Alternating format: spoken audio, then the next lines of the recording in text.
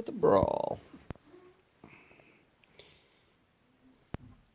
We got Boneknapper, Barf Belch, and it looked like Hookfang. Yes, Hookfang. We're going to go after Barf Belch first.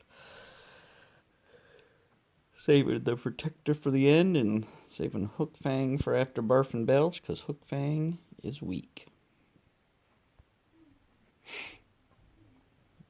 He's so easy.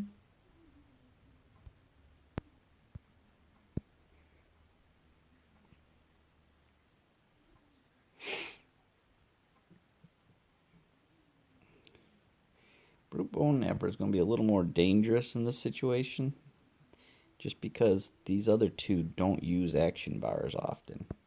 So they're saving Boneknapper will be the one using them all. A lot of times you can expect the other dragons on their side to use those action bars and not let him get up to 4. That's not going to be the case here. But since he's still just a single attacker, I can get those heals off fast enough to keep myself going.